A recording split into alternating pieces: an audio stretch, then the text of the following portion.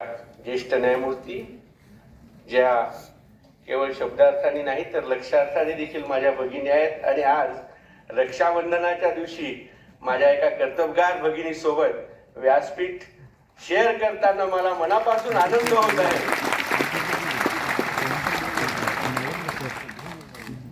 माझे बंधू न्यायमूर्ती संदीपजी मारणे, माझे बंधू न्यायमूर्ती आसिफजी डॉक्टर, या 5व्या नोटरी परिषदेचे अत्यंत भव्य आयोजन करणारे नोटरी परिषदेचे अध्यक्ष माझे स्नेही सिकंदर अलीजी, त्यांचे सचिव नलवडेजी, त्यांची सर्व चमू,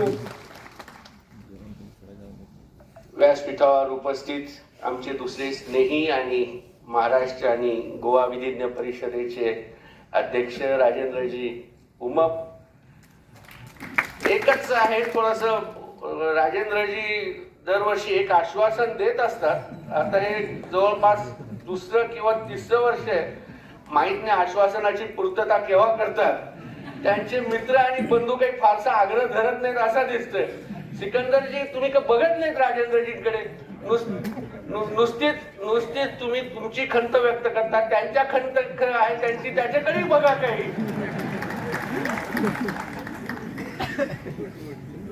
या परिषदेसाठी आवर्जून उपस्थित असलेले आमचे पुणे जिल्ह्याचे कर्तव्यनिष्ठ प्रधान जिल्हा सत्र न्यायाधीश महाजनजी, महाराष्ट्र आणि गोवा विधिज्ञ परिषदेचे पदाधिकारी,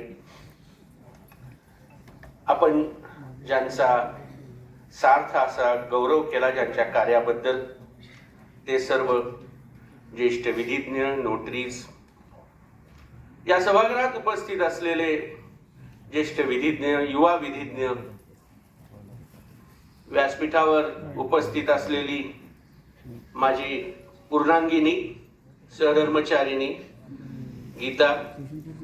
मी नेहमी असं म्हणतो की खरं तर अर्धांगिनी म्हणणं हा कुठल्याही पत्नीचा पूर्ण उल्लेख नाही, कारण जेव्हा त्या तुमच्या आयुष्यात येतात आणि तुमच्या आयुष्याला एक पूर्णत्व प्राप्त होतं, म्हणून खऱ्या अर्थाने ती तुमची पूर्णांगिनी असते। आणि म्हणून मी नेहमी असं म्हणतो की माझी सहधर्मचारिणी गीता।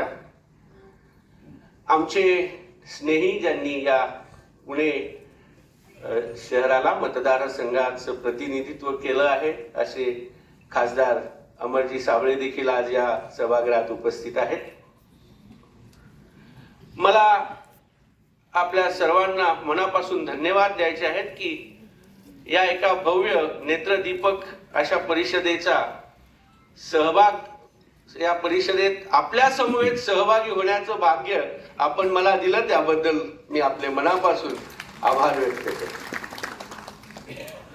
या कार्यक्रमाची सुरुवात आपण संविधानाच्या दिंडीने केली, त्याबद्दलही आपले अभिनंदन।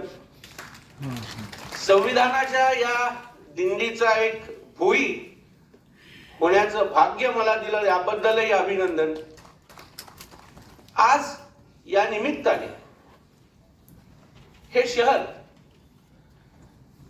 जे जगद्गुरु तुकाराम माऊलींसाठी प्रसिद्ध आहे, आणि हे सभागृह प्राध्यापक रामकृष्ण मोरे, आणि माझी माहिती बरोबर असेल तर ते तुकाराम महाराजांचे वंशजही होते, तेव्हा या निमित्ताने माऊलींचा अभंग आठवला, फोडिले भांडार धन्याचा हा माल, मी तो हमाल भारवाही, तुका म्हणे झाले बहुदेशी, उतरला खरा माल। मी हे का म्हणतो, माऊलींनी यासाठी असं म्हटलं की परमेश्वर प्राप्तीसाठी अनेक साधनं आहेत, पण त्यातलं साधन मी जे निवडलं ते साधन आहे विठ्ठल भक्तीचं। आणि मग त्या विठ्ठल भक्तीचं साधन निवडून विठ्ठलानेच मला इतकं काही उपकृत केलं, त्यांनी मला इतकं दिलं की त्यामुळे मला दुसरं काही करायची गरज भासली नाही। मी त्याच्या खजिन्यातनं त्यांनी दिलेले मोती घेत गेलो, वेचत गेलो। आम्ही सर्व मंडळी, विशेषतः ही माझी वैयक्तिक भावना आहे,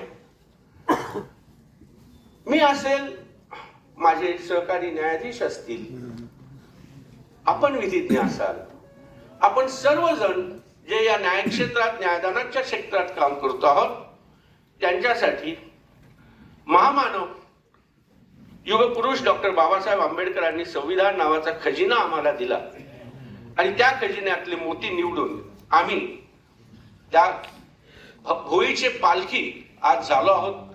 संविधानिक मूल्यांचं जतन करणं हे आपलं कर्तव्य आहे आणि म्हणून मी असं मानतो की त्या आमच्या विठ्ठलाने जो हा खजिना दिला त्याचा आम्ही भार वाहणारे होऊया.